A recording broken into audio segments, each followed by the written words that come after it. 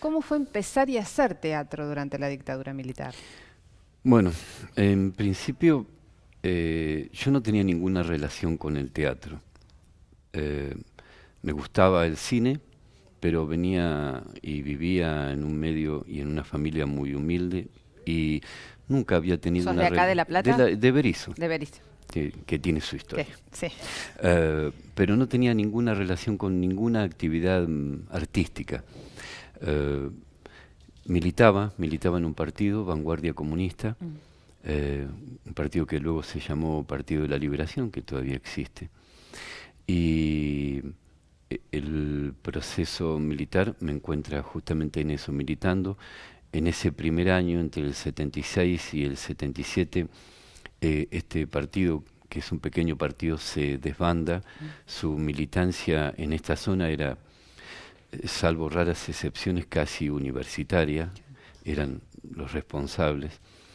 Eh, y yo me encontraba militando junto con mi madre, que también participaba en este partido, trabajando con gente de Frigorífico Swift y del Barrio Obrero, otros lugares de la ciudad.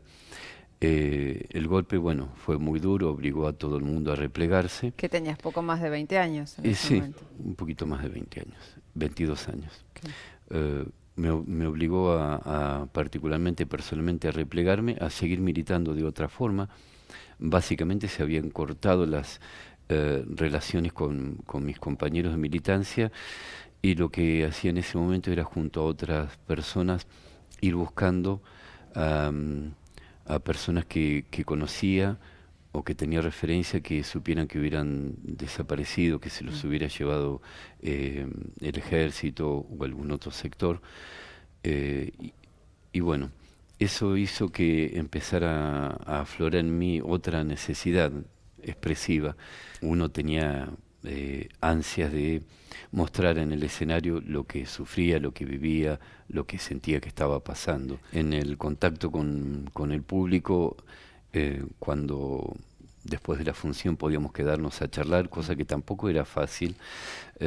Lo que sentíamos era eso, empezábamos un ida y vuelta con la gente, donde lo que nos pasaba era que hacíamos catarsis uno con el otro, y fue uno de los momentos fundamentales del teatro en la ciudad, ¿no? En mi experiencia familiar existió violencia de género. Eh, Después, con el tiempo, comprendí otras cosas y empecé a comprender eh, la realidad familiar y social.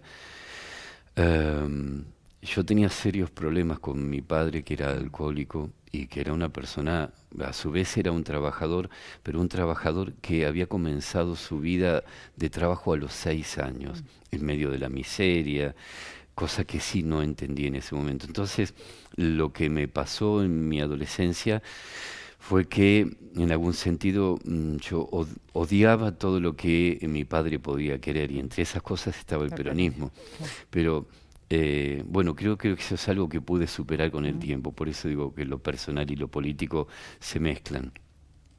Eh, y la experiencia que pude conocer a nivel mundial, la experiencia que pude conocer a nivel personal sobre la política, sobre el marxismo, sobre los partidos, porque tenemos que hablar en hechos, en personas y hechos concretos, ¿no? Hablamos de partidos y de personas. Me hizo dudar de la experiencia. Las masacres que también se vivieron en otros lugares del mundo bajo el nombre del comunismo también me hicieron dudar. Y, y entonces ahí, en esa mezcla, aflora nuestro 17 de octubre y aflora el peronismo como una posibilidad concreta de transformación dentro de un país. O sea que mi corazón está repartido. Es marxista en cuanto a la necesidad de apostar y creer en un mundo distinto, pero en el hecho concreto de la discusión política hoy, aquí y ahora, se siente peronista, ¿no?